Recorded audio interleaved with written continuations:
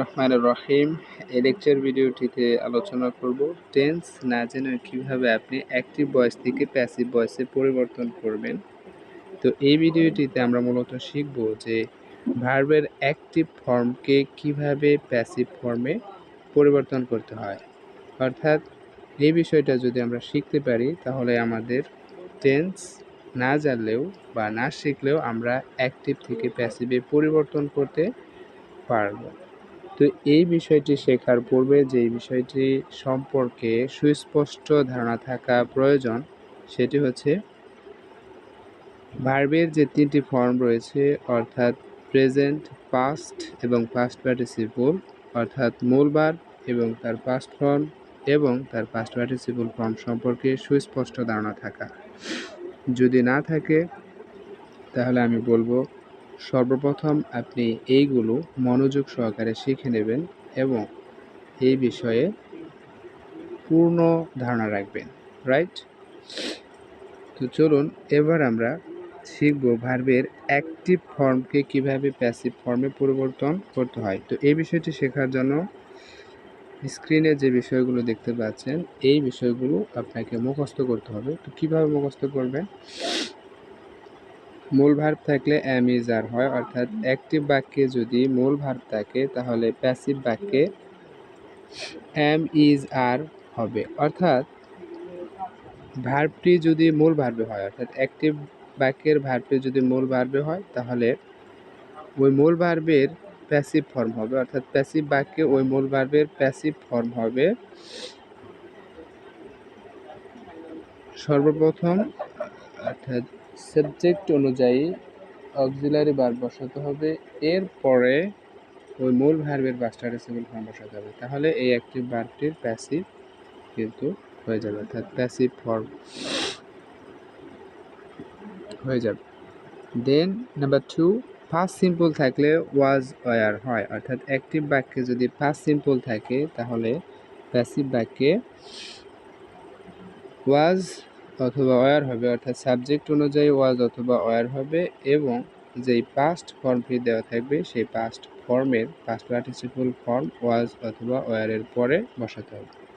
Number 3, shall অথবা will থাকলে, অর্থাৎ অ্যাক্টিভ বাক্যে যদি শ্যাল অথবা উইল থাকে, প্যাসিভ বাক্যে শ্যাল উইলের পরিবর্তে শ্যাল বি অথবা উইল বি হবে এবং শ্যাল উইলের পরে যে মূল ভার্বটি থাকবে সেই মূল ভার্বের past participle form shall B অথবা উইল বি এর পরে বসাতে হবে। তাহলেই কিন্তু শ্যাল উইল এর প্যাসিভ হয়ে যাবে, right? Number 4, am is are plus ভার্বের সাথে আইএনজি, অর্থাৎ এম ইজ আর এই তিনটার পরে যদি, অর্থাৎ এই তিনটির যে কোনোটির পরে যদি আইএনজি যুক্ত কোনো ভার্ব থাকে তাহলে সেই ভার্বটিকে কিভাবে প্যাসিভ করবে? তো এম ইজ আর এর পরিবর্তে এম বিং, ইজ বিং অথবা আর বিং, এটা সাবজেক্ট অনুযায়ী হবে।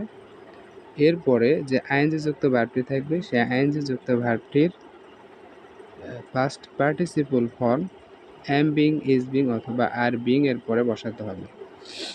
নাম্বার 5, ওয়াজ অথবা ওয়ার এরপরে যদি ভার্বের সাথে আইএনজি যুক্ত থাকে, অর্থাৎ অ্যাক্টিভ বাক্যে যদি ওয়াজ অথবা ওয়ারের পরে ভার্বের সাথে আইএনজি যুক্ত থাকে তাহলে সেই ভার্বটির প্যাসিভ হবে ওয়াজ ওয়ারের পরিবর্তে লিখতে হবে ওয়াজ বিং অথবা ওয়ার বিং এবং যে আইএনজি যুক্ত ভার্বটি থাকবে সেই আইএনজি যুক্ত ভার্বের past participle form was being অথবা ওয়ার বিং এর পরে বসাতে হবে। তাহলেই কিন্তু ওই অ্যাক্টিভ ভার্বের প্যাসিভ ফর্ম হয়ে যাবে, রাইট? নাম্বার 6, শ্যাল বি অথবা উইল বি এর পরে যদি ভার্বের সাথে আইএনজি থাকে, অর্থাৎ অ্যাক্টিভ বাক্যে যদি শ্যাল বি অথবা উইল বি এর পরে ভার্বের সাথে আইএনজি যুক্ত থাকে তাহলে সেই অ্যাক্টিভ বাক্যকে কীভাবে প্যাসিভ করবেন? তো সেই ক্ষেত্রে শ্যাল বি উইল বি এর পরিবর্তে লিখবেন শ্যাল বি বিং এবং উইল বি এর পরিবর্তে লিখবেন উইল বি বিং এবং আইএনজি যুক্ত যে ভার্বটি থাকবে শ্যাল বি উইল বি এর পরে সেই ভার্বটির past participle form shall be being অথবা উইল বি বিং এর পরে বসাতে হবে। তাহলেই কিন্তু ওই অ্যাক্টিভ ভার্বটির প্যাসিভ ফর্ম হয়ে যাবে, রাইট?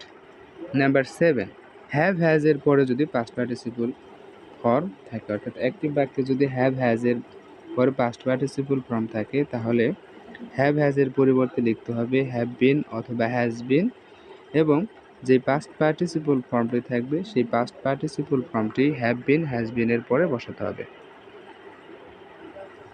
নাম্বার 8 লক্ষ্য করুন, হ্যাড এর পরে যদি পাস্ট পার্টিসিপল ফর্ম থাকে, তাহলে সেই অ্যাক্টিভ ভার্বটিকে কীভাবে প্যাসিভ করবে? তো সেই ক্ষেত্রে হ্যাডের পরিবর্তে লিখবেন হ্যাড বিন, এবং যে পাস্ট পার্টিসিপল ফর্মটি থাকবে সেই পাস্ট পার্টিসিপল ফর্মটি হ্যাড বিনের পরে বসাতে হবে, তাহলেই কিন্তু ওই অ্যাক্টিভ ভার্বটি প্যাসিভ হয়ে যাবে।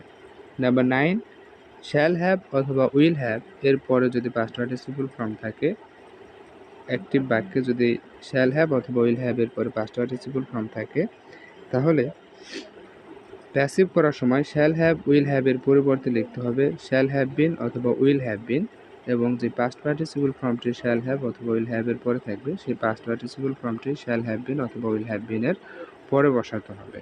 তো আশা করি বুঝতে পেরেছেন যে কিভাবে অ্যাক্টিভ ভার্বকে, অর্থাৎ ভার্বের অ্যাক্টিভ ফর্মকে কিভাবে প্যাসিভ ফর্মে পরিবর্তন করতে হয়।